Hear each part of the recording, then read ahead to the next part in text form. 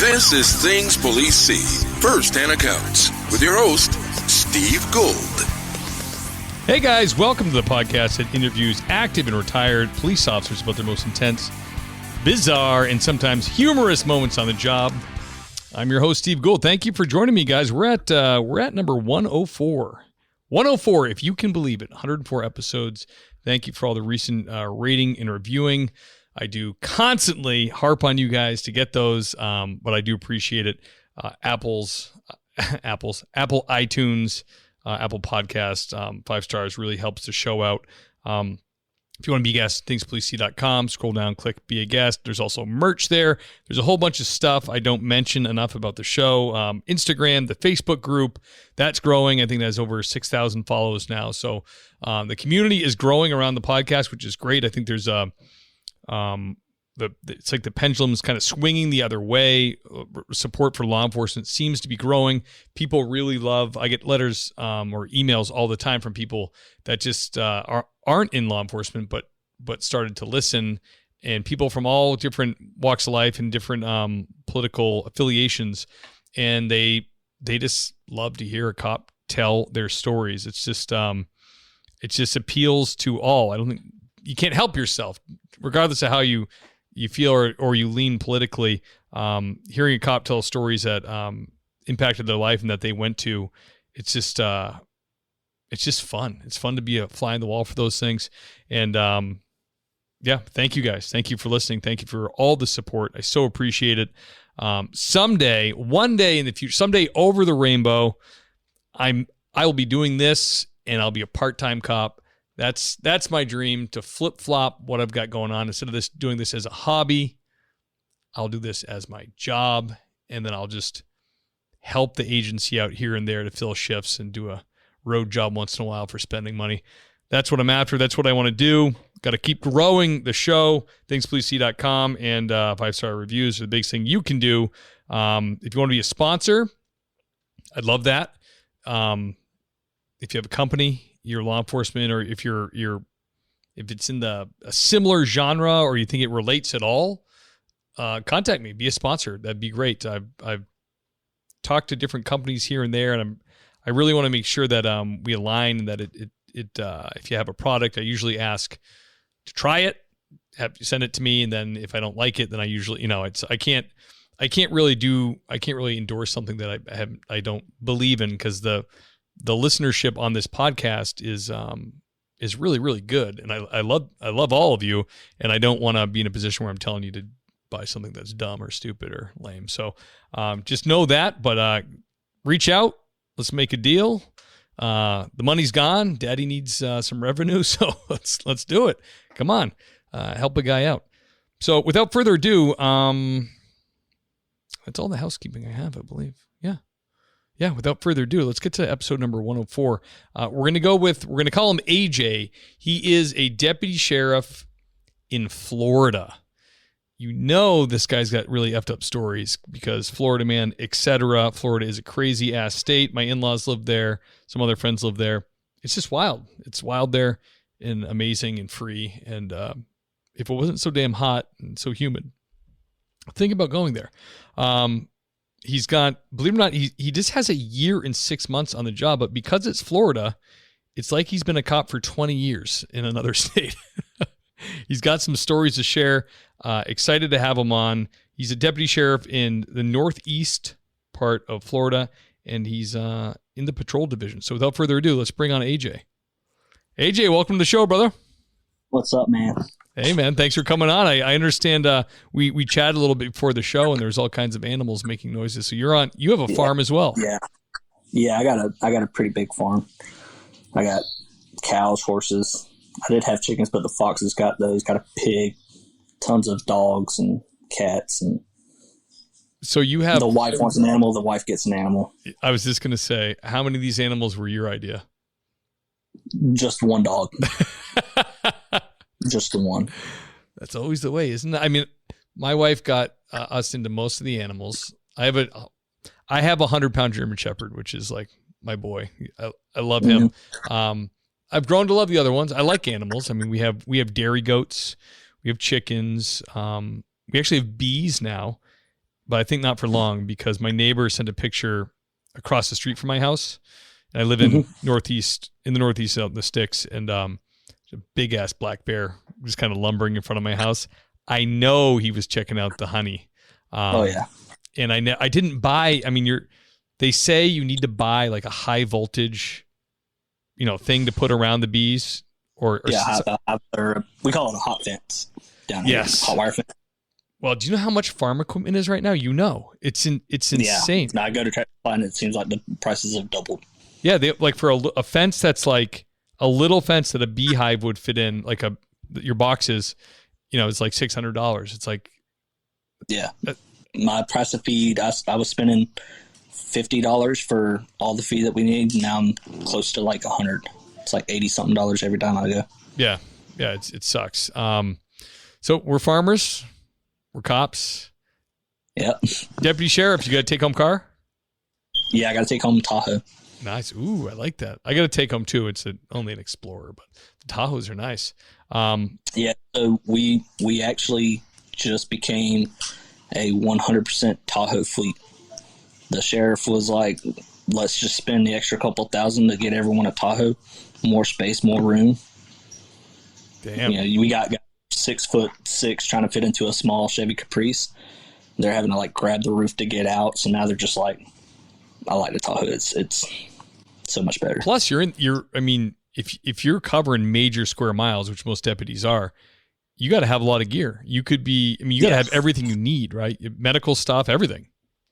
Yeah. So I got the medical kit that they issued, and then I got 2 personal, like just for law enforcement medical kits, and then my rifle, traffic cones, jumper cables, everything. I got everything in the back of my truck. Yeah, I figured it just makes sense. I know a lot of agencies around here that run big area. They usually try to get the larger SUVs just for that reason. They want you to do too much, so you kind of need the gear. Otherwise, you would never fit a prisoner in because the back your cage is filled with a bunch of crap. Yeah, and I mean it's good for the guys that we take to jail too, because I mean the back seats are bigger, so we're not having to like try to shove them down into a car. They can. I tell them literally, hey, just turn, face me, sit down, slide back, and then rotate back into the car, and everyone fits. Yeah. Enjoy the ride. You're welcome. Yeah. I play nothing. Like if I'm Baker acting somebody, and like this is just me, I don't play anything on the radio, because the first time I played music on the radio while I was going to Baker act somebody. What do you call it? What is it? Baker what? So Baker act down here in the state of Florida is when you take somebody that needs to go seek psychiatric help. Oh, we call it a Section 12. What do you call it? A Baker wreck? A Baker act. Baker act. That's what it's called in the state of Florida. It's called a Baker act. Okay, so obviously somebody named Baker got like didn't get the help they needed. Yeah. So, but the last time I played that, or I took somebody in to go get help, it was like sad songs, like most typical country songs, where the woman left them and they're just like, oh yeah, and they're like, I want to kill I'm like, myself yep, more. no change, and I was like, I'm not listening to anything on the radio now. Yeah. You're driving the guy into a deeper depression. Yeah. So I just, hey, bro, we're just going to sit in silence. All right. All the way there. It's like an hour drive to the nearest facility. So just sit back, relax, and just think about something else. Yeah, especially country music. Like, my dog died. My wife left me. I'm out of beer. Yeah. I'm going to prison. So. That's funny, man. Aaron, let's get down to brass tacks, brother. Can you tell us about your first hot call you responded to? The first one that got your heart racing. So I got 2. All right. I got one while I was in FTO. Give them to us, baby.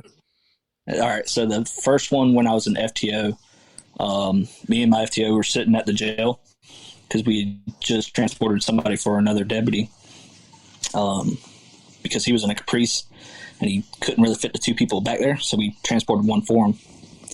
And we're sitting there, and I'm looking at the calls coming out, and we're getting the calls, shots fired on the island.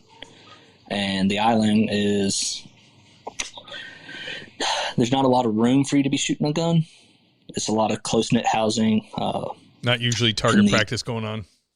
Yeah, no. Like the smaller, the poverty area of the island, it's close-knit housing. Like everyone's very close. And in the upscale, nobody shoots guns at the upscale parts of the island. Like down near the Ritz or anything like that, nobody shoots guns down there. They have silencers. Yeah. Well, I mean, like there's a community where it's a gated community within a gated community. Gotcha. So no, like we don't even have a gate code to get back there. But we're sitting there and shots are getting fired on the island. So I look at my FTO. I'm like, hey, this might be like legit. Like this probably won't be fireworks. This sounds like legitness. And since he's part of the SWAT team, he's like, yeah, let's go.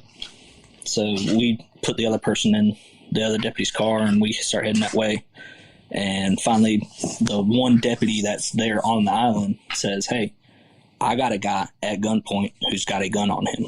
Like, he was really shooting a gun. So we're trying our best to get there. We're running like 140 to get to the island. Oh, man. And the city unit heading up there as well. We get out. I grab my rifle. We start running up to where he's at. And we're all online. And they're all looking at this dude sitting at the building. And so we come running up. And they're just like, hey, dude, look, like, just drop the gun. Let us see your hands. And the dude's like, nope. Loads the magazine up into the gun, puts it right here, and just pulls the trigger. Oh. And oh my God.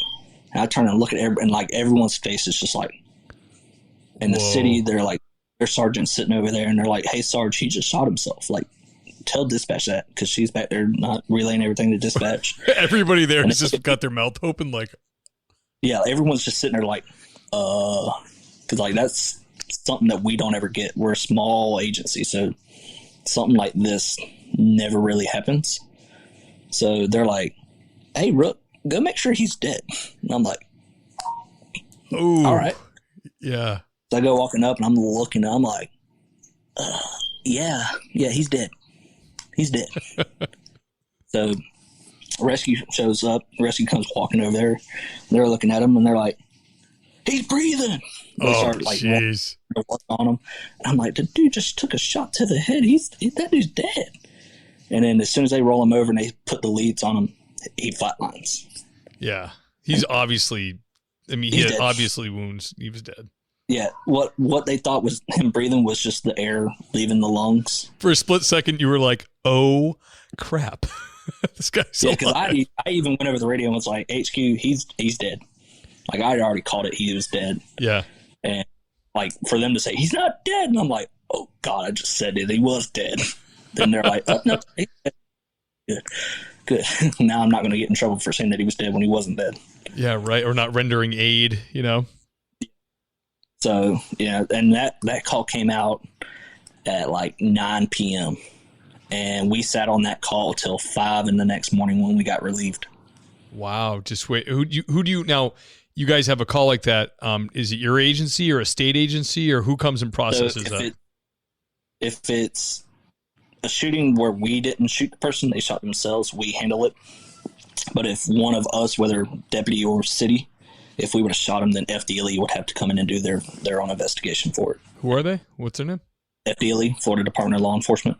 Oh, okay. So it's the staties. It's a state agency. Okay, we call them staties up here. I guess nobody else does that. Yeah. I mean, well, like, I guess, so, like, we have Florida Highway Patrol, and then we have Florida Department of Law Enforcement. So they're like the FBI of the Florida League. Gotcha. Like Georgia Bureau of Investigations, GBI. We have FDLE. Oh, and I think Tennessee has TBI. So that's kind of that's a southern thing to have, kind of like a state investigation bureau. It's kind of cool. Yeah. So you guys sat there, just securing the scene. What was the? I mean, it's an affluent neighborhood. Was he a guest or was he a resident? What was the reason for him doing this? So, from what we gathered, because my previous FTO, him and another recruit had rolled up on the dude that morning, and we're thinking that he was wanting to do suicide by cop because he was just sitting there when they rolled up on him, because he was just sitting on the side of the road. So they checked on him, and he was acting strange when the recruit walked up there. He was acting a little strange. and the recruit kind of picked up on it and like motioned toward his FTO to like, hey, like this dude's acting crazy. So I guess once he noticed that there was 2 cops, he wasn't going to try to do anything. But like once we started like looking around the scene, we found a backpack behind a dumpster filled with guns and ammo and magazines. So this dude had like 3 different pistols on him. He was just shooting into the building, try to get us to get there so that he could do suicide by cop. But once he realized we weren't going to shoot him, he was just like, yeah, just go ahead and take myself. But he was I think he was suffering from PTSD because we found a veteran's ID card in his wallet. And oh no, he was from New York. Oh, that sucks, man. Yeah, we see that a lot, don't we? With a lot of PTSD, a lot of alcoholism from being overseas and doing what those guys got to do. Man, it sucks too. A lot of those guys, they want nothing more but to come home and serve here and be cops, but they're just they need to help themselves first. You know, they just yeah. And I mean that's one thing that I can relate. Like because I served, I did 3 years. And so whenever I have the opportunity to go and get a veteran to go with me to go get help, like that's something that I like to do. It's like, hey, bro, I know exactly what you're going through. Yeah. Let me help you out. Yeah, that's awesome that you have that experience. And thank you for your for serving. That's amazing. I've actually seen some guys come and go from law enforcement that were service guys, you know, recon Marines, and you know, serious dudes. Saw a lot of action, and they were like, "Nah, I don't want to do it." Like, I think they did police work, and they were like, had a couple moments when they got jacked up, and they were like, "No, this is bringing up some stuff I don't care about. I'm gonna go, you know, I'm gonna go be a contractor or get in the trades or do something else," you know. Yeah, like a lot of the guys I know that got out, they're all doing trade work, like electricians or something like that. And I'm like, good for you. I'm the only one that got out and became a cop. Yeah, what are you're jacking yourself up, man. Yeah, these guys are probably they're like, you know, they're like having a nice peaceful meditative time working, building stuff. And yeah, well, one of them, he just went off the grid. Like I talk to him every 3-4 months. He's up in Vermont just living off the grid, and I'm like, good for you, man. Like, go live that lifestyle if you want. Yeah, I can't do it. Heaven forbid somebody steps on his property, you know. Yeah, he sent me a picture of himself, and he looks like a full grown mountain man. Yeah, like just full beard, long hair, everything. I'm just like, you are one with the mountains now, my friend. You are one with the mountains. Oh man, that's funny. So you were on field training when this happened. You were with your trainer? Yeah. That was my first hot call, but I was on FTO, and then I got a hot call when I was solo. So how long do you guys do FTO for? So FTO for us, you know, you go through your orientation where you learn like calls, or you learn your signals and your codes, and right. All that other requirements that we have to do. And then once you hit FTO, it's 4 phases. Phase 1, 2, and 3, you are with your FTO for a total of 14 days. We do a schedule where you're on for Monday, Tuesday, off Wednesday, Thursday, and then on for Friday, Saturday, Sunday, and it's vice versa the next week. You're only working Wednesday and Thursday of the next week. Okay. So within the whole first month, your 14-day work week, you're with one FTO. If you pass your test, you move on to the next FTO, and so on and so on. And then once you get to your 4th FTO, you're only with them for 7 days. Once you complete it, then you're done. Is your last stage the guys just in plain clothes, just kind of shadowing you type of thing? Yeah. On the last phase, you go back to your phase 1 so they can see how you've progressed. And a lot of them get in plain clothes. Like they have their gun and their badge on them, and they just sit in the car as much as they can, so that way they don't draw attention to them. Because the thing is, like, people will see, if they're in uniform, they'll be like, oh, you're in training. I'm going to go talk to them. They know exactly what to do. Right. They don't want to bother with you. You working it out.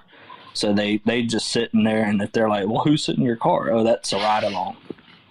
Yeah, that makes sense. And so that way they try to get you to work through it. Especially they see somebody in plain clothes. They're like, oh, that's probably the boss. I should, just talk to him.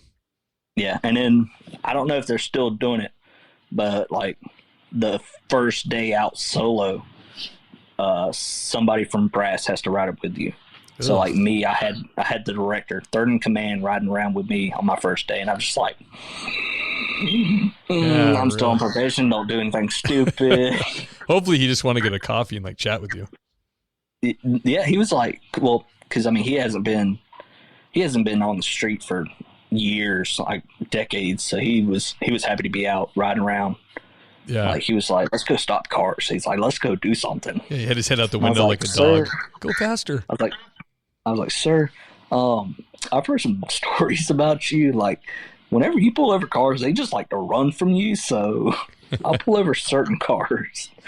Because the director he had a problem with, like, he'd stop a car, go walking up to it, and they just take off from him. I was like, yeah.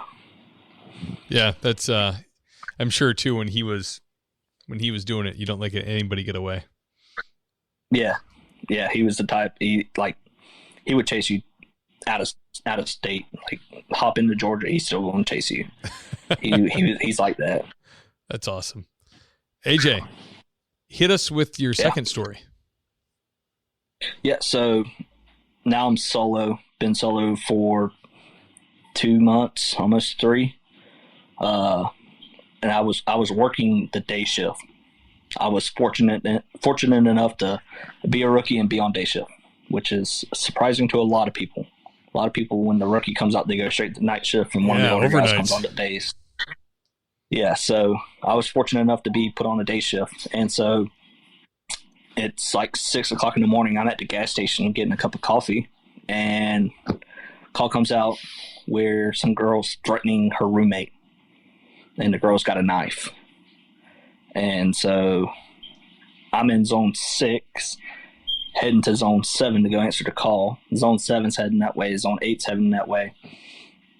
And as I'm coming down the main highway, dispatch is getting told that she's left with some random dude. They're in this car, and the girl's dad's following them in a pickup truck. And as I'm running code to this house, I see this dude just flashing his high beams at me. And I look, and I see that it's the car, and I'm like, that's the car. So I flip the U-turn. I get up on him, and I'm double check to make sure that's the car. Conduct a traffic stop on it. They pull into this doctor's office complex. Now they're facing me, and I'm facing them, and I'm like, 2 options. They're either going to run my car over, or they're just going to sit there and wait for me to go walking up. So I sat there and waited for another deputy to get there. Once we got there, we hopped out, and then my lieutenant shows up. Like, that was the one thing about that lieutenant was he's going to be in the sauce with you. Like, he's not the typical lieutenant sitting at the station, sitting underneath the shade tree, sitting at the house. He's out there with you. So he comes walking up. He's got the taser. He's like, let's go get him out of the car. And I'm like, okay. Right. Pretty sure I'm supposed to call him out of the car, but let's go get him. So I go walking up, and I we have them putting their hands on the dash. I get to her side, and I'm pulling her out, and I'm grabbing her. I'm like, where's the knife? And she's like, it's between my legs.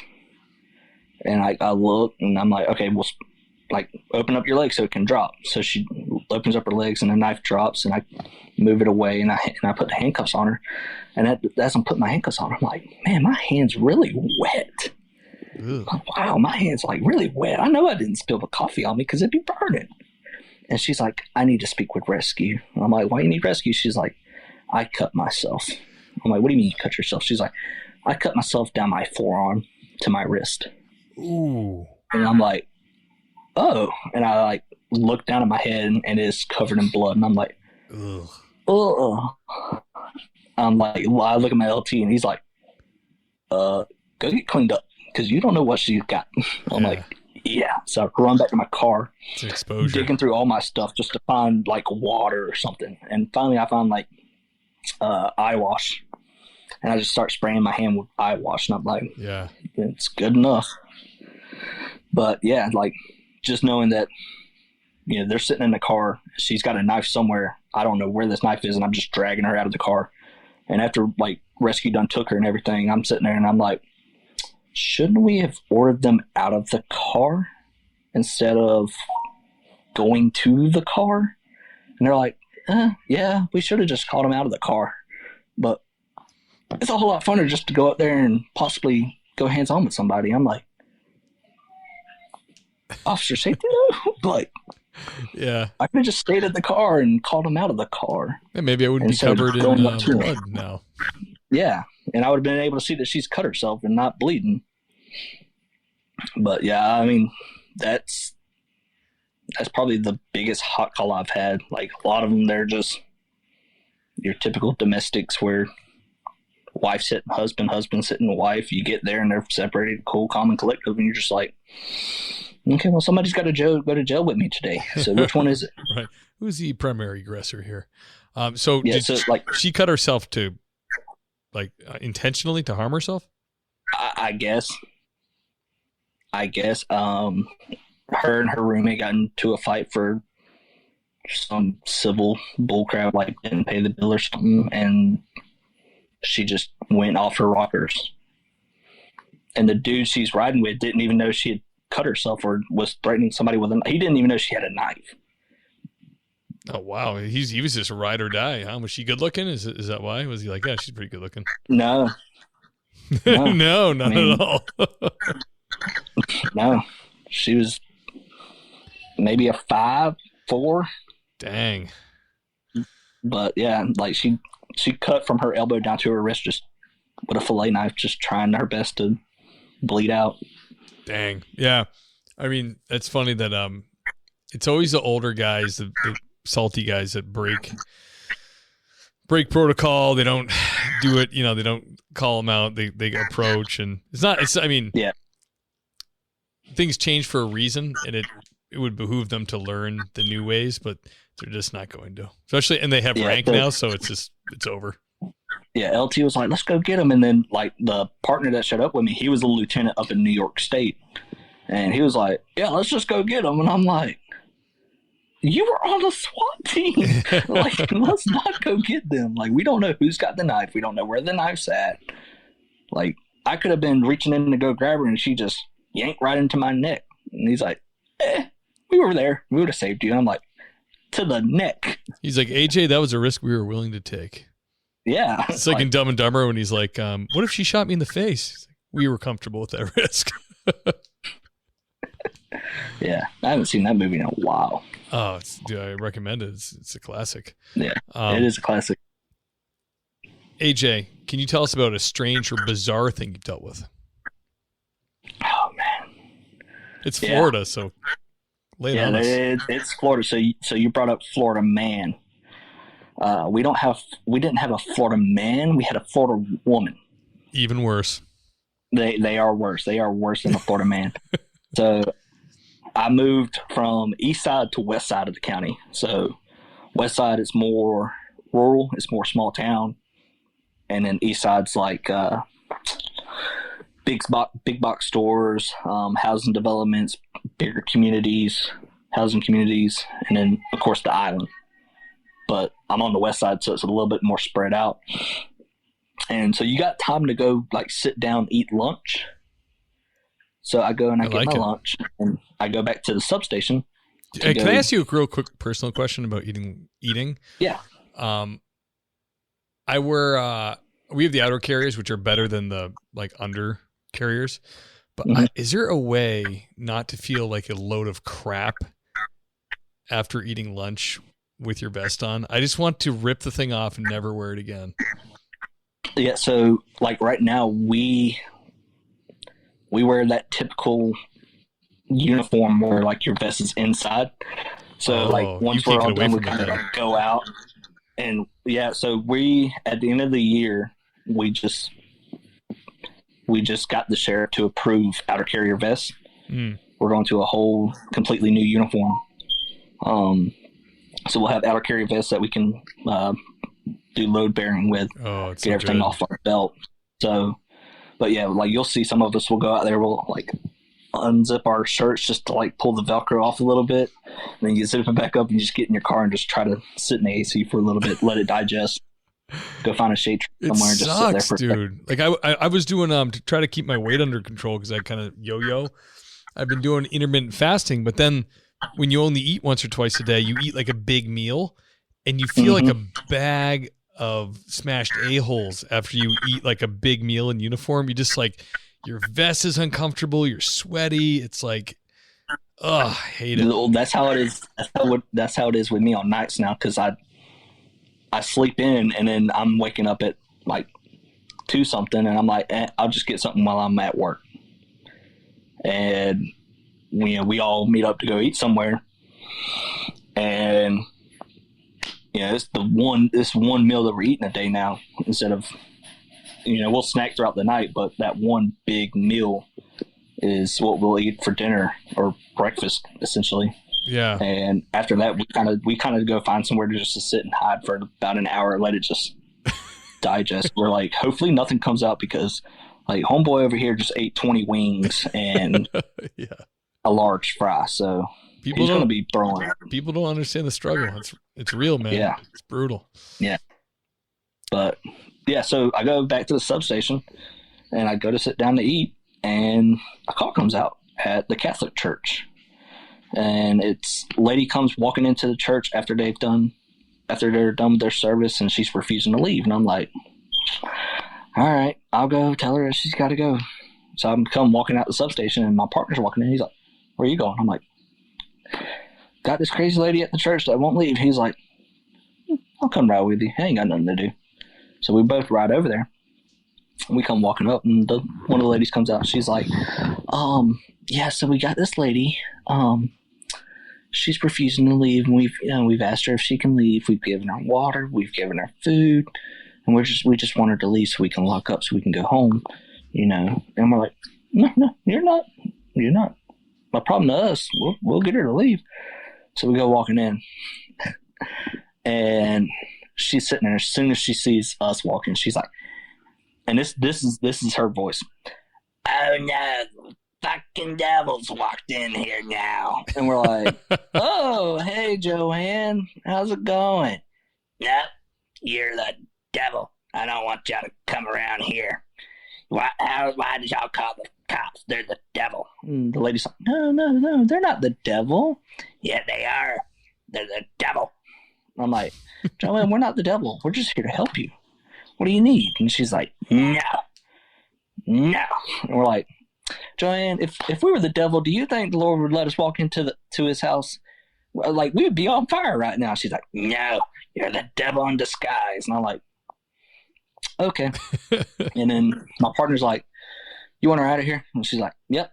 She's like, I want her gone. And we're like, okay, come on, Joanne, we got to go. No, I'm not leaving. So she starts to walk deeper into the church. And so I go stop her. And when I grab onto her, she yanks away. And she starts backing herself up into the corner. So we go and we grab both arms to drag her out. And when we do that, she just goes limp. And I'm like, okay, you want to go limp? Dead weight. Let go. I'll just let you hit the floor. So she hits the floor. My partner still got her other arm. So he starts just dragging her out. And as he's dragging her, she grabs a chair. She's going to try to swing it. So I'm like, no, we don't grab chairs. And I grab it. She kicks me right between the legs. Oh. And I'm like, oh, no, man, we're not going to kick. So I grab her legs and I pick her up. And as I'm picking her up, she's hitting my partner between the legs. We throw her out onto the concrete and we get on top of her. And, they say women are not that strong, but when they're strung out, they are like the Hulk. Yeah. She had a death, she's sitting on her arms on it, and she's just not, we're just sitting there trying to pull them out from up under her. And finally, we get it and we throw her in the back of the car. And my lieutenant shows up and he comes walking up and he's like, hey, Joanne, you know me. And she's like, yeah. And he's like, why did you hit my cops? He's like, these are my boys. Why did you punch one in between the legs and then kick the other? Because they're the devil. He's like, okay, well, you're going to jail for battery on law enforcement officer, okay? As well as trespassing, okay? And she's like, whatever. So we start heading to the jail. And all the time she's back there, she's like, I'm going to put a curse on you. And I'm like, put a curse on me. I don't care. She's like, talking in now you're tongues. cursed. And I'm like, okay, thank you, Joanne. Now I'm cursed. And for a while there, I actually believed in that curse. Really? Things start going wrong for you? No. So the curse that she put on us was whoever picked lunch that day didn't get to go eat lunch. That's what she told you? No, that's what happened. I started believing that was the curse Okay. because I thought she named that specifically. No, so I picked lunch one day, and as we're heading to go get lunch, a call comes out in my zone, so I have to leave and go answer it. And by the time I get done, everyone's done ate. They're sitting back underneath the shade tree. And then the next day, somebody else would pick lunch, and then they don't get to go work. So, like, mine was I had a domestic call come out, and I get there. I start working it, find out that it didn't even happen. They were just yelling at each other. So I leave, and they're like, "Oh yeah, man, we've already had lunch. Here's your bag. Sorry." I'm like, and then the next day, we're literally like, the guy's like, "Oh yeah, man, let's just go to the barbecue house." I'm like, "Okay, yeah, we can go eat barbecue." And as soon as we're pulling out to go leave to go get barbecue, a dead person call comes in, so he has to go work that and stay there at the scene. So we roll over there with him, and we're like, "Man, my stomach's growling. Hey, but this is your zone, so this is your call. We're going to go get lunch." So we leave. We go sit down, enjoy our lunch. We come back. He's like, "I'm hungry. You mind sitting on this house?" I'm like, "Am I just waiting on a funeral home?" He's like, "Yeah." I'm like, "Yeah, dude, go eat lunch." Well, I wasn't just waiting on funeral home. I was also there with CID and CSU. So crime scene guy comes up. He's like, "Hey, I need your help." I'm like, "Oh, no. What do you need my help with?" He's like, "I need to move the body so I can take better pictures." And I'm like, "Okay." So I go walking into the house, and it just hits me. I'm like, I was like, "Delion, I just ate, bro. I can't." He's like, "Come on, man, let's just take the pictures." So he's like, "Just grab them and lay them on the ground." Ugh. I'm like, "Okay." Well, this dude died standing up, peeing, by the way. So now I got to grab this dude who's just propped up against the wall and lay him down. So I start pulling him down. And once I get him down, I'm like face to face with his dick. Ugh. And I'm just like, I was like, "Yep, I feel my lunch coming up." And he's like, "Oh yeah, don't puke in the crime scene now." I'm like, "Yeah, I got you done." He's like, "Oh, yeah, I'm done. I'm done with my photos. Let's just get out of here." And I'm like, "Yeah, because I can't do this." As soon as I get back to my car, kick some dirt onto it, and I'm like, "Yep, nope, we're done." But yeah, so that was my curse. Just whoever picks lunch that day didn't get to eat lunch, and it lasted for probably about 2 months. Well, it sounds like Joanne had some power. Sounds like she was talking to demons. Yeah, that lady, I haven't seen her, so I don't know where she's at. Like, she used to be a local, like an everyday call would come in for her. Haven't seen her in a while. So don't know what happened to her. Don't know where she went. Gators got her. But I haven't seen her. Yeah. Speaking of, did you say Gators? Yeah. Yeah. Speaking of Gators, that's another bizarre call. Guys, I want to take a moment to thank you for donating, supporting the show. You guys, you're the best. I love you. I'm in love with you. Luke Ervig, Corey Payne, Brandon Hooker, Lauren Stimpson, Jeremy Woods, Tony Fahey, Jacob Ruth, Rich Emery, Deputy William James Long, the great Gary Steiner, Richard Wilson, Scott O'Donnell, David Diaz, Timothy Wright. Thank you, thank you, thank you. Thank you for keeping it going. Thank you for paying the bills. Thank you for your dedication to the show. I love you. If you want to become a monthly sponsor and get read at roll call, thingspleasesee.com, sign up, and 1 to unlimited amount of dollars a month, and I will read your name, and it will make your day. It'll make your millennium. So the Gator call. So I'm back on the east side, rolling through a community, and as I'm exiting, I'll just happen to look over, and I'm like, "What is that thing sitting on the sidewalk?" I stop, and I'm like, "Oh, that's a gator." So that's a big gator. I was like, hold up. Throw it in reverse, go parking over there, and as I get out, this dude's walking towards it. He's on his cell phone going to the tennis courts. I'm like, hey man, there's a gator. He like stops and he's sitting there looking at it. He's like, that is a gator. He goes to walk back to his car. So I call dispatch and I'm like, hey, what will it take for FWC to come out here and get this gator? And she's like, I don't know. Let's give him a call. So she calls them and they're like, well, where's it at? And I'm like, it's back in the pond. And the FWC's like, oh, well, that's his natural habitat. I'm like, a pond in a residential community with a ton of kids, a ton of pets, and it's natural. Yep, any body of water is a natural habitat of a gator, so we cannot go get it and relocate it. I'm like, okay. It sounds like they didn't want to come out. So I start talking to the people around there, and they're like, oh, yeah, we see people feed it all the time. I'm like, people feed this thing? And they're like, yeah, scraps. And people come out here and have barbecues. They throw the scraps out into the water. So I'm like, let me go test this out. So I go walking up to the dock, literally standing at the dock, and it comes right up underneath me. And I'm like, yep, this thing is not afraid of humans. I call FWC back. I'm like, hey, people feed this thing. I was like, I'm standing on the dock, and it literally comes right up to me. I was like, so, like, the last thing we want is little Johnny coming out here with his dad to go fishing. Yeah, because once they've been habituated like that, they have to destroy him, right? Well, talking to the trapper, anything under 4 feet, he can release back into the wild, and it'll get back into that lifestyle of, okay, I'm a wild animal. I can't rely on humans no more. But anything over 4 feet, he has to kill. Okay, interesting. So the trapper comes out there. He's like, all right, where's this thing at? I'm like, it's right there in the middle of the pond. He's like, too easy. Throws his fishing line out there, hits it, starts reeling it in. He gets it. He brings it up onto the land. He's like, hey, you mind holding its mouth shut? I'm like, dang. Sure. He's like, just come from behind, take your hand, go over the eyes, and just close his mouth. I'm like, okay, done. He's like, all right, I'm just going to tape it. So he starts taping up the mouth.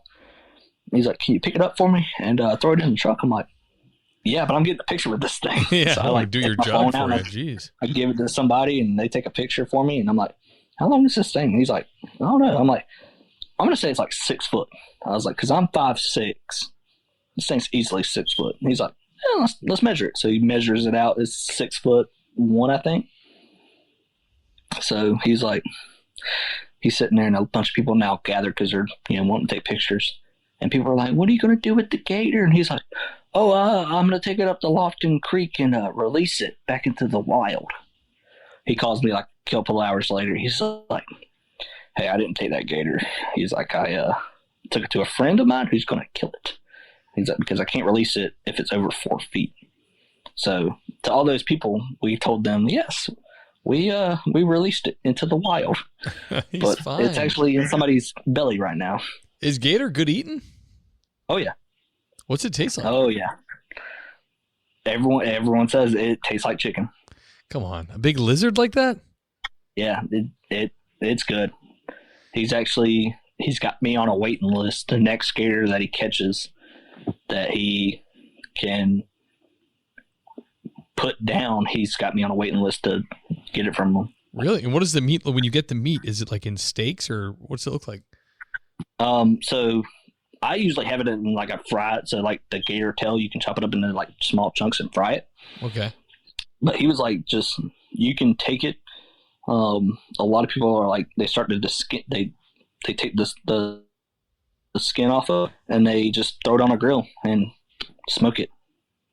Really? And I was like, yeah, so I'm going to try that with the next one he gets. What does it look like when it's like, how like a chicken looks one way, beef looks one way, duck looks one way. What does it look like raw? Does it look like beef or does it look like chicken? It looks like chicken. So when you cook it, it turns like white? No. So if you cook it like on a grill, it kind of turns like a auburn reddish. Really? Like a burnt meat. Yeah. Interesting. Kind of like a pork. Wow. I would never, those things are so friggin' ugly. I'd never imagined they taste delicious. But I love it. everywhere that I go that they have fried gator tail, I have to get some. I have to get some gator tail. They must have it The gator everywhere tail's in white. Florida, right? Hmm? They must have it everywhere in Florida. I mean, Every seafood restaurant, yeah, they serve gator tail. you can.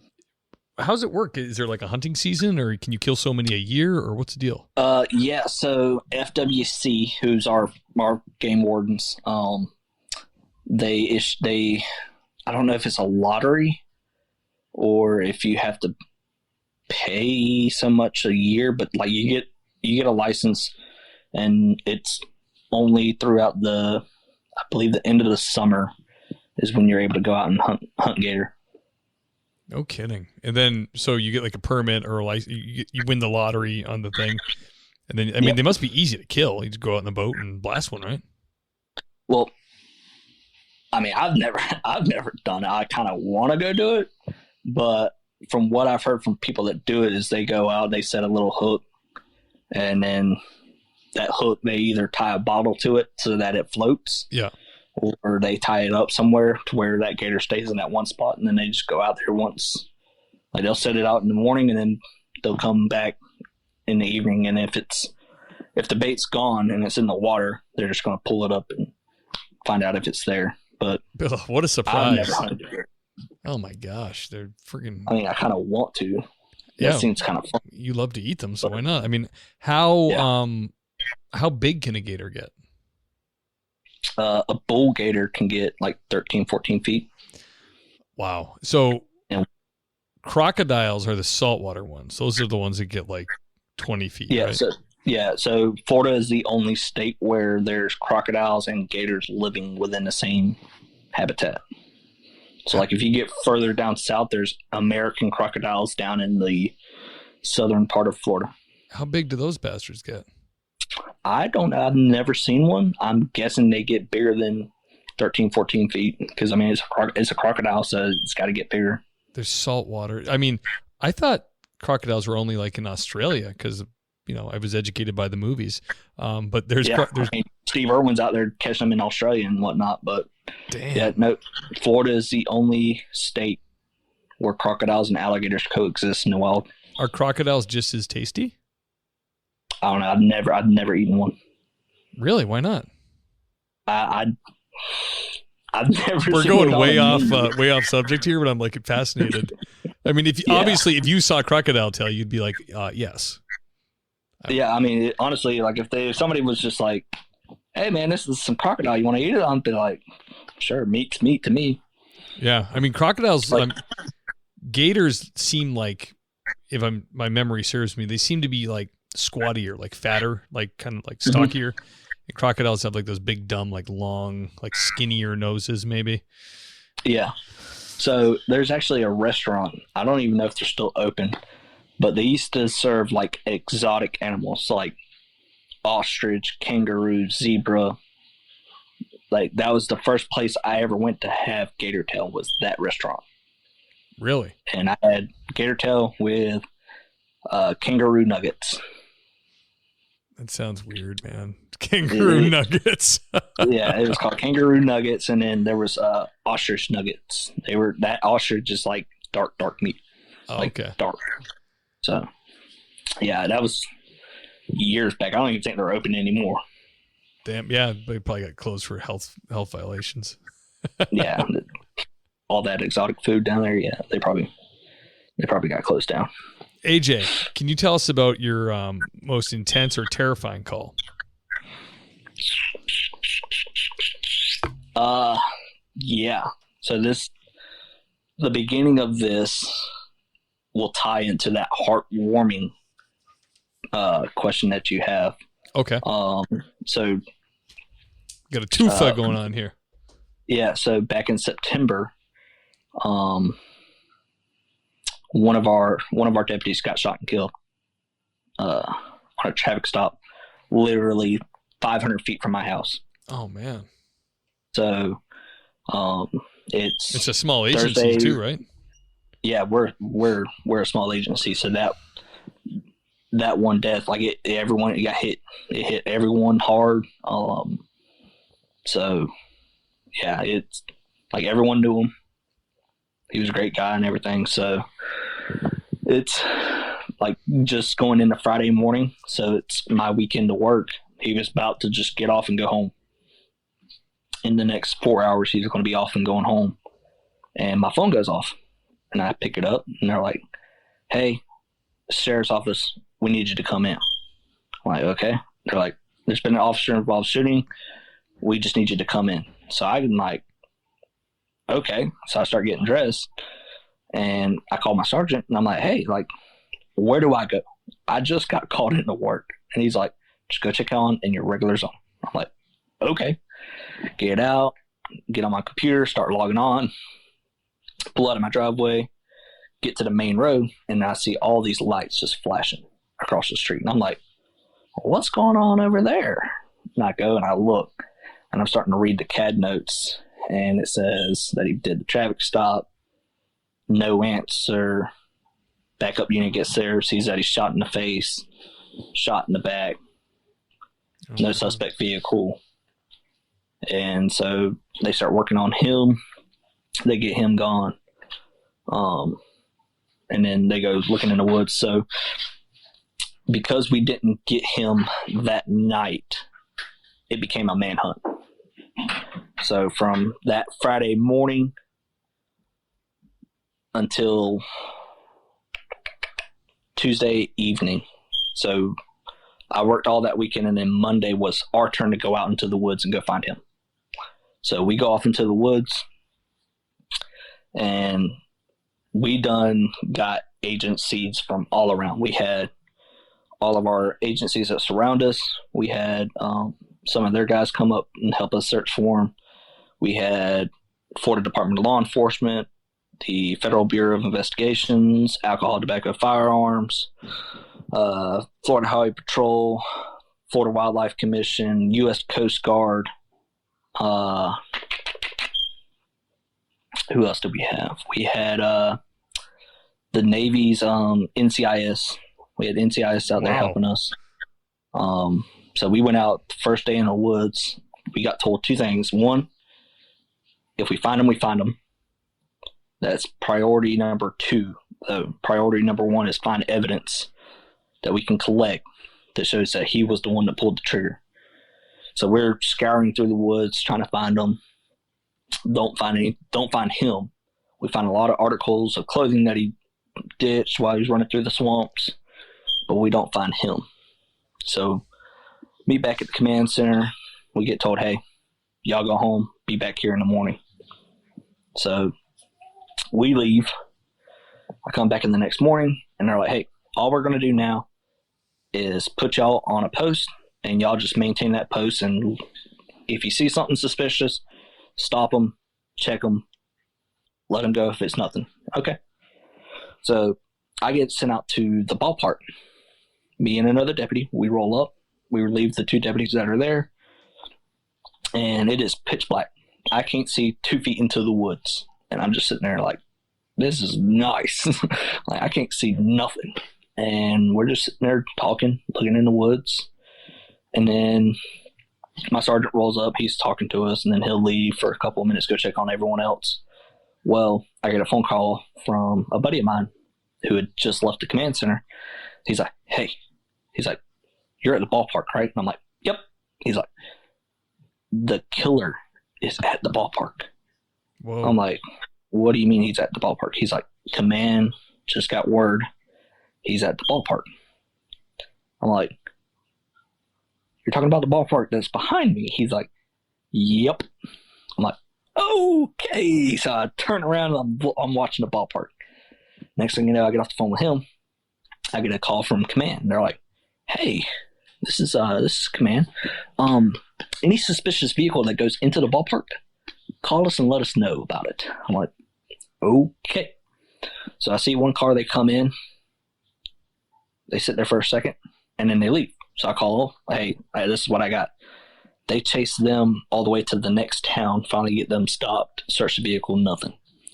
As they're doing that, another car comes pulling in, and she hauls butt out of there. They go and they stop her. And then after that, next thing you know, my partner's like, "Hey, I got movement in the woods." And I turn and I look, and here's all these guys walking through the woods in camouflage. And they're just like slowly walking towards the ballpark. Next thing you know, I see all these SWAT trucks rolling in and K9 units rolling in. And they're like, hey, we're here. We're going to go get them. And I'm like, okay. Next thing you know, they're like we hear over the radio, someone said he ran off into the woods. So me and my partner, we go into the woods down the road to set up a bigger or tighter perimeter on it. And while we're doing that, he's actually ran into the woods and then back into the concession stand. And then, the SWAT teams have surrounded this concession stand. They're calling him out. He comes crawling out, and he's not going down on his stomach. He's not proning out. So they're like, hey, dude, go down on your stomach or you're going to get bit. And so he doesn't do it. So they let the dog go up and grab him and hold him there. But yeah, damn, this dude, he deserved it. Yeah, he deserves everything that he's going to get because, the stuff that he's because he hasn't went to trial yet, so really can't say a whole lot. Sure, but from what he said, it's premeditated. And then after he did that, he goes across the railroad tracks, and he's not from around here, so he doesn't know where he's at. He goes right to a dead end, hops out, goes off into the woods, sets up an ambush site. He gets behind a down log, and he props up his handgun or his rifle. And as our SWAT team's moving in to go find him, we're using another agency for a bite dog because we don't have bite dogs. So any apprehension dog, we have to call the neighboring agency. So they come up and their dog alerts to where he's at. So the handler lets go of the dog. He's like, hey, go get him. Dog starts running over there. And as the dog comes around the corner and goes to latch on, he shoots the dog. Oh my gosh. And when he shoots the dog, the SWAT team just releases ammo down or rounds down that way. And some of them grazed on him, and the handler's just calling his dog. Finally, the dog comes running back. He picks the dog up, throws him in his car, drives him back to the staging area where they all first met, gives the dog off to the paramedics, and the paramedics were lucky enough to get him to an emergency veterinarian to save his life. Thank goodness. Yeah. So, but the heartwarming part is that, we finally got the guy. We were telling people, because this is a small town, small community, small town. We're like, hey, lock your doors. Yeah. The sheriff went on the news. He's like, if this dude comes in your house and you got a gun, I don't care. Shoot him. I do not care. We will not punish you for shooting this dude. And so, we had people out there riding around looking for him. We had people out there, we set up a bounty. And people were like, hey, $55,000 to go catch this guy? Let's go get it. So no people kidding. were out there literally riding around trying to find this dude. Damn, I love Florida. It's like a posse. It's like the olden days, Hey. Yeah. So there was people riding 4-wheelers down their roads with a gun. And you guys were like, get after it, boys. They're like, hey, you can't really do that, but we're going to let it slide for now. Okay. Just don't get caught by one of us. You can't defend yourself out here if you're open carrying right now. Just say you're going hunting or fishing or camping. Right. And you'll be fine. All right. Take a fishing pole with you and act like you're going to go fishing. Then you can open carry in the state of Florida. But AJ, you are 1 year and 6 months in. Yeah. And these are the stories you've already accumulated. Yeah. And it's no wonder they're offering these huge bonuses to come to Florida because they're going to work you like a dog. Yeah, I'm so I grew up in this community, and I'm like, bro, I never seen the sheriff's office this busy. But I guess ever since COVID hit, things have just gotten off the rails. It seems like there's 10 times more meth heads out there. Yeah. Every car I pull over, there's meth. Or there's heroin, there's fentanyl. I'm going to twice as many overdoses now where they just took too much fentanyl and they're just sitting there spazzing out. we had an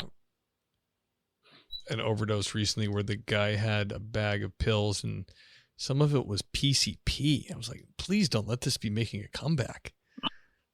Please don't be doing PCP. Luckily, no one down here does. So, no one down here does that. Like everyone's on meth, heroin, or fentanyl. Yeah, well, that's everywhere. I think pretty much. That's I'm trying to tell people like, hey, like right now there's a bad batch of this stuff out there because we just had 2 people overdose and die. Yeah, like there's a bad batch out right now. So if you're doing it, stop doing it before you end up on the cold slab down there at the medical examiner's office because there is a bad batch. Yeah, like I went to a guy's house because he was cutting himself, and I grew up with this guy. I went to school with his brother, and usually on suicide calls we send 2 deputies. I get there and I'm like, HQ, you can hold traffic, you can let the other deputy be 10-8. Like, I got this. I go walking right into the dude's house. I'm like, where's Brantley at? He's in the shower. Open up the bathroom door. Brantley, it's Aaron. Hey, man. Hey, I'm like, hey, what's going on? Oh, not much, man, not much. I'm like, you're tweaking. Yeah, man, I shot up. I'm like, let me see your wrist. He shows me his wrist. He's got marks where he's been trying to cut himself. I'm like, Brantley, get out of the shower. Let's go. Where are we going? I'm like, I'm going to go get you some help. All right. Man, I don't need help. You need help. I was like, your mom's out here crying. Your dad's out there about to have a heart attack. I was like, let's go. You're going to go get help. All right, Mr. Aaron. All right. Yeah, we'll go. So he gets in the back of my car. And I was like, all right, man, let's go get you some help. So took him down to the hospital. I guess he got the help he needed. I don't know. But I haven't seen him since I took him there 2 days ago. So hopefully he's still getting help. Yeah, that's a good thing. Hopefully maybe they held on to him and put him in a program or something. It's the worst when you see him out right away, you know? Yeah, well, that actually happened. I Baker acted a guy yesterday. I trespassed him from his brother's house. And I'm like, hey, man, you got 2 options. Option 1, you can take a ride with me to the nearest town, and I'll drop you off there. I was like, or option 2, you can walk. I was like, but dude, you're in the middle of nowhere. The closest gas station is like an hour away walking. I was like, or 20 minutes with me driving. Which one? I'll walk. Cool. Get off the property then. You can't come back for a year. You're trespassed. You come back, you'll go to jail. All right. Walks out to the ditch. Lays down in the ditch. Great. Go walking out there. Looking at him. He's sitting there and I'm like, what'd you take? Nothing. I'm like, you're high on something? Nope. Dude, you're high on something. You're coming off of it. You're coming off of it, ain't you? Yep. I'm like, what you do? Meth with a little bit of fentanyl. I'm like, nice. Get rescue out there to come check him. They say his vitals are good. I'm like, hey man, you gotta go. Let's go. Nope, I'm gonna lay right here. I'm like, dude, you're 2 feet off the road. Right. A semi comes around here on this curve, and they go off the road just slightly. They're gonna run you over and kill you. I don't care. You don't care about your life? Nope. Cool. Type up a Baker Act. Hey, rescue, you mind taking this guy? No, man, we don't care. Cool, here you go. Hey, man, get in the back of that ambulance. You're going with them. All right. He gets up and gets in the back with the ambulance. I'm like, easy enough. When I got relieved, I called the guy, and I'm like, hey, this is what I had out there. He shouldn't be a problem. He should still be getting evaluated at the hospital. Nope. As soon as I wake up, I got a text message from that guy. Hey, I arrested your guy. I'm like, what'd you arrest him for? He's like, he went back to his brother's house. Literally opens up his brother's door and just walks right in. Damn. And the brother's like, you're not supposed to be here, dude. And he's like, I don't care. I need to sleep. So I walked in, and he's laying on the bed, and I just went in there, snatched him up, and drug him out. I'm like, well, he needed to go to jail. It is what it is. Some people gotta learn the hard way. Or never learn at all. I don't think he'll ever learn because, like, talking to his parents and talking to his brother, they're like, he's burned all his bridges. He's like, he's stolen from, and all of his dope dealers are after him because he just rips them off. Yeah, man, I'll get you the money. Just give me the dope. They give him the dope, and then he never comes back to pay them. So now they're hunting him. And they're like, that's the only reason why he came back home, because they don't know he lives here. I'm like, got it. That's why he came back up here. They're like, yeah. And they're like, but we live alone here. Like, I go to work, and it's just my mom here. And we don't want the dope guys coming back here thinking that he's staying here and doing something to my mom. I'm like, no, we understand, so we'll take him. Yeah. Damn. Aaron, so can you tell us, this question's super popular, advice for new officers. What would you tell a new recruit, somebody's just applied, they're meeting their background investigator, maybe they're in police academy, some words of wisdom? If you're going to do this job, make sure you're wanting to do it. Because like, if you get into these smaller agencies where they have a budget that they have to try to get every year from the county, like us, like we have a budget. We have to go to the county to ask for more money if we want to hire more people. So like, if a department has 10 slots open for hiring and they have 11 applicants and all the applicants are good, and it comes down to you and another person, and you're like, yeah, I'll give it 100%. And then like your first day out on the street, you see your FTO get into a fist fight and you're just like, yep, nope, don't want to do this. And you go and turn your badge and gun in. You just took away from another qualified position that they wouldn't have given up. Right. So like, if you're going to do this job, make sure like it's in your heart. This is what you want to do. Because we had that happen. We had a girl get hired, go out, her and her FTO get into a fist fight, and she just froze. She just sat there. And luckily another deputy was there, and they got into the fist fight with the dude. And she just sat there, just deer in headlights. Mm-hmm. After that, the FTO was like, taking you to the station. Let's go. She's like, wow. He's like, you're done. You're done. You're turning, just take all your stuff. Good. Give it. You're done. He's like, you can't do that. So like, if you're wanting to do this job, make sure you want to do it. You don't have to be tied down to just the one agency. You can bounce around. Like Florida, like I got a certificate through the state of Florida. I can go to any agency in the state of Florida as long as I meet the requirements. You don't have to stick with just one agency. You can bounce around. And listen to anyone that's got more days than you on the force. Just listen to them, because there's some type of wisdom through everybody. Doesn't matter if they're, a class ahead of you and they've only been on the streets, 6 months more than you, or they're the 20-year lieutenant that sits behind a shade tree all day. They got experience. Somebody's got experience and knows something other than you. And listen to TPS like every single day. Yeah. Yeah, because everyone here's got some type of experience and a different story. Good advice, brother. Hey, man, you killed it. I was a little nervous when you told me you had a year and a half on. I was like, oh, man. But you brought the stories, brother. I appreciate it. Yeah.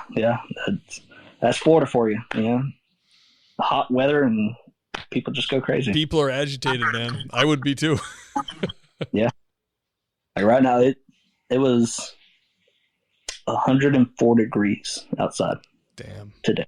So it's uncalled for. Yeah. Sitting in the car all day, just AC.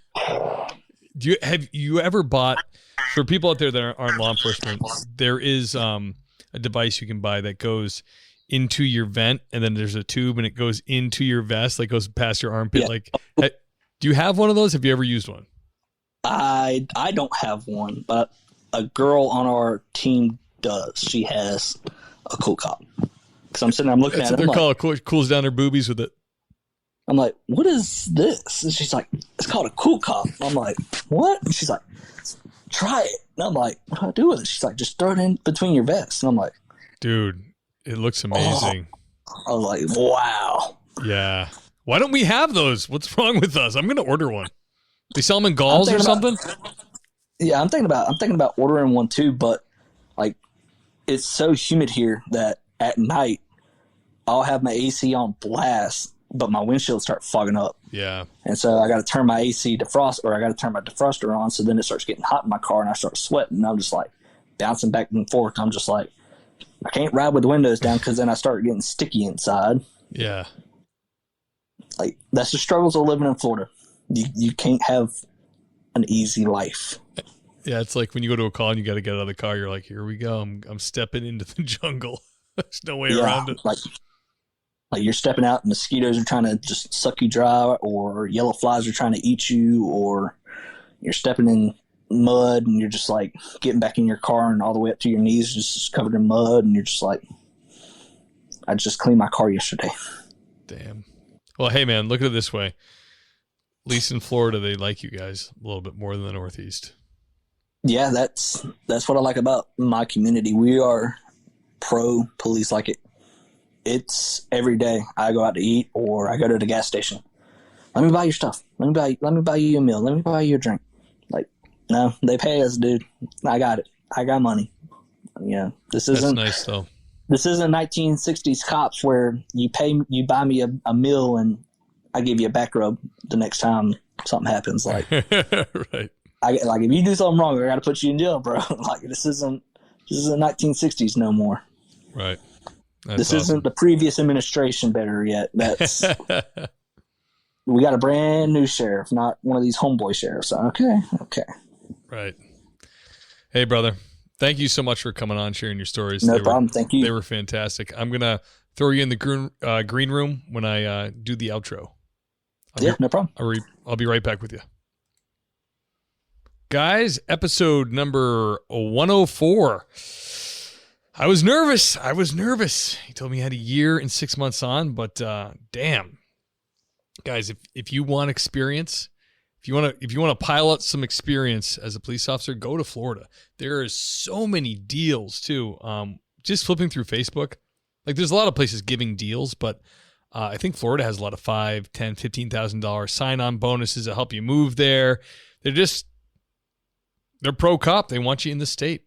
Nothing wrong with that. I mean, if you're ginger like me, it's prohibitive because going outside is painful and almost impossible in Florida. But if you got some melanin, if you can survive the sun even a little bit, I would look into Florida for sure. So guys, that's 104. Fantastic. Got to have them back. I mean, if we're at 1.5 years and we're getting stories like this, imagine 2 or 3, 4 or 5 years down the road. It's going to be bedlam. So, awesome. Thank you for that, sir. Guys, please keep 5-star reviewing. The 5-star review, guys. 5 stars. Apple Podcasts means a lot to me. I really appreciate it. You don't have to write anything. I like to read when you guys write something. It's nice, but you can just do the 5-star. Grab your friend's phone, hit the 5-star on that. Grab your mom, dad, whoever's around you. Grab their phone. Make them do it. I appreciate it. Want to be a guest? thingspolicec.com. Scroll down. Click on Be a Guest. You want some merch? There's merch. T-shirts and mugs. Excuse me. You can order that right on the website. And most importantly, if you love the show, you've binged all the episodes, and you think it's worth just a little bit of scratch, throw my way, become a monthly donor. I will read your name during roll call. I'll put some inflection on it. I'll tell you I love you. I will mean it 110%. So thingspolicec.com to become a donor. If you got a product you want to sell, law enforcement related, hit me up. Let's make a deal, baby. Daddy needs some money. So until the next time, guys, catch you later.